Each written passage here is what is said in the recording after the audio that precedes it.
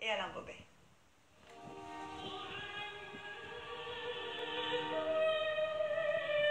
C'est une chaîne volcanique de 32 km, unique en Europe. Du haut de ses 1465 mètres, le Puy de Dôme, tout comme le Puy de Pariou, force l'admiration.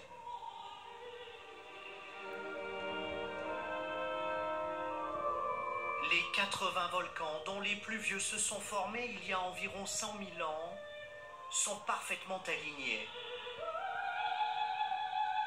Bienvenue en Auvergne.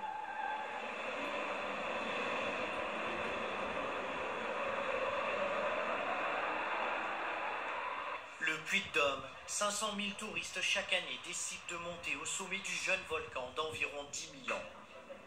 Ils veulent admirer le paysage, voir un petit bout d'Auvergne.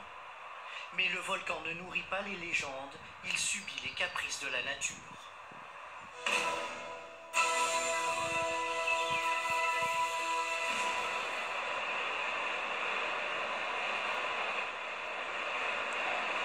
Son sommet abrite un laboratoire permanent de météorologie de montagne. C'est l'univers des scientifiques. Aurélie étudie les phénomènes atmosphériques. Elle aspire les nuages pour mieux les comprendre. C'est des conditions extrêmes, Aurélie. Ah oui, c'est bien, on a souvent des conditions type Antarctique ou Arctique. Et d'ailleurs, l'année dernière, on a testé des bouées pour l'Arctique qui sont restées ici plusieurs mois et qui sont maintenant en train de dériver sur l'Arctique avec des capteurs dessus. Parce qu'ici, on a des conditions, oui, extrêmes.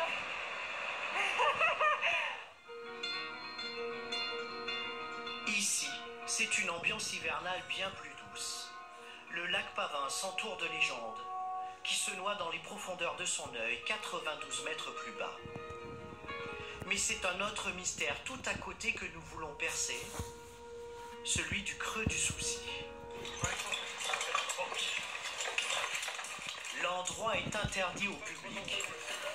Scientifiques et spéléologues travaillent main dans la main pour comprendre l'origine de ce gouffre. On est là et on ne sait pas comment s'est fait ce trou et comment il fonctionne. On a des tas d'indices qui indiquent qu'il y a eu des mouvements très importants d'eau avec la matière en suspension, de l'argile, des cailloux, du sable, une espèce de chasse d'eau géante qui a fonctionné une ou deux fois, mais on ne sait pas pourquoi. Édouard Alfred Martel, père de la spéléologie française, découvre le gouffre en 1892. Olivier et son équipe l'explorent seulement 2 fois par an. Et on voit que c'est parti. Eh ben c'est parti. Allez. Il y a un proverbe berbère qui dit voyager, c'est ajouter à sa vie. Eh bien nous, c'est explorer, ça ajoute à notre vie.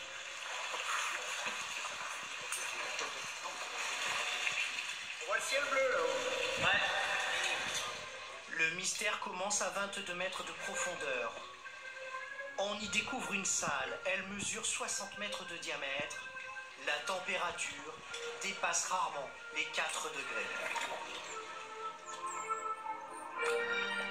L'exploration sous-marine est rendue compliquée. L'eau, à 1,9 degré constant, ralentit les gestes. Au moindre mouvement, la visibilité ne dépasse pas quelques centimètres. Le milieu est hostile. L'organisme souffre. Fin de l'exploration.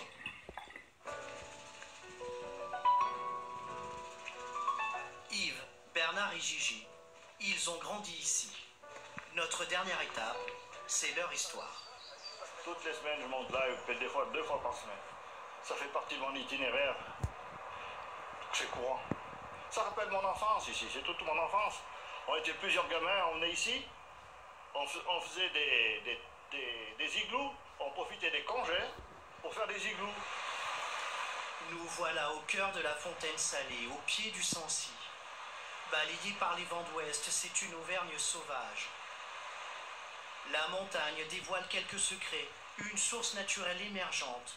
On lui prête des vertus curatives, mais c'est une source bien cachée.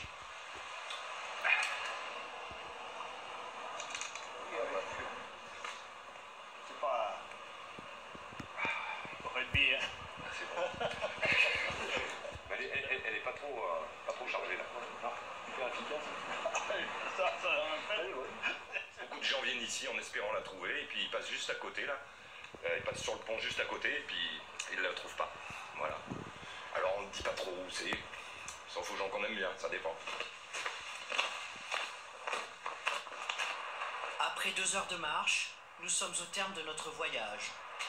C'est un petit buron perdu dans la montagne. Aucune route ne permet d'y accéder.